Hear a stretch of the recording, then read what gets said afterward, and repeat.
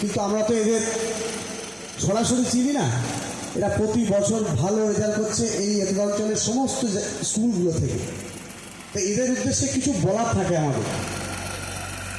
তোমরা বিষয়ভিত্তিক পড়াশোনা খুব সুন্দর করে করেছো, সত্যি করে মা বলো তো। সব এখানে নারী আধিক্য দেখা যাচ্ছে, খুব ভালো লাগছে। কিন্তু প্রীতিলতা ওয়াদ্দেদার, কল্পনা দত্ত, এদের সম্পর্কে তোমরা কি ভিডিওগুলো দেখেছো? কিছু দেখলে খুব ভালো। তোমাদের মনে রাখতে হবে, তোমরা যেমন পড়াশোনায় ভালো, দেশও তোমাদের কাছ থেকে কিছু চায়। নিজের কথা না ভেবে প্রীতিলতা ওয়াদ্দেদার কিন্তু দুর্দান্ত ব্রিলিয়ান্ট স্টুডেন্ট ছিলেন। মাধ্যমিকে সেই সময়তে 1928 সালে তিনি লেটার নিয়ে ম্যাট্রিকুলেশন পাস করেছেন। তারপর আইএ পরীক্ষাতে ডিস্টিংশন পেয়েছেন। তারপর বেথুন কলেজের স্কুল থেকে তিনি পাস করেছেন গ্র্যাজুয়েশন। কিন্তু গ্র্যাজুয়েশন সার্টিফিকেটটা ইংরেজ সরকার আটকে দিয়েছিল, বদমাইশি করে। পরবর্তী ক্ষেত্রে 2012 সালে এসে সেই সার্টিফিকেট তিনি পেয়েছিলেন।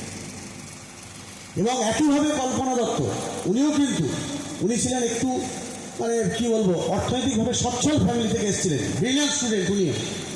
দুজনাই কিন্তু তাদের সমস্ত কর্মজীবন ভালোভাবে কাটাতে পারতেন। আমার তো মানে গর্বিত হই আমি এই জন্যেই যে প্রীতিলতা ওয়াদ্দেদার সেই সময়তে একটি মাধ্যমিক স্কুলের প্রধান শিক্ষিকা হিসেবে যোগদান করেছিলেন।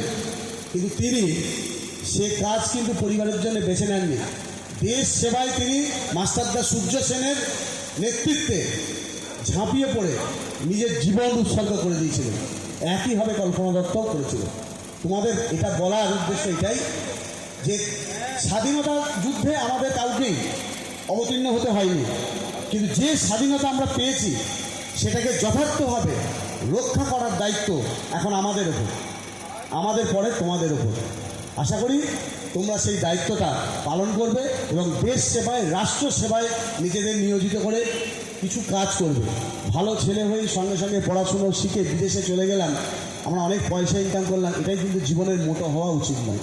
শুধু এই কথাগুলো বলার জন্যই আমরা প্রতিবার সময় করে যতই থাকুক এইটাতে আসি, শুধু তোমাদের সঙ্গে দেখা করবো বলে আর কটা কথা বলবো বলে। সবাই ভালো থেকো। জয় হিন্দ, বন্দে মাতরম।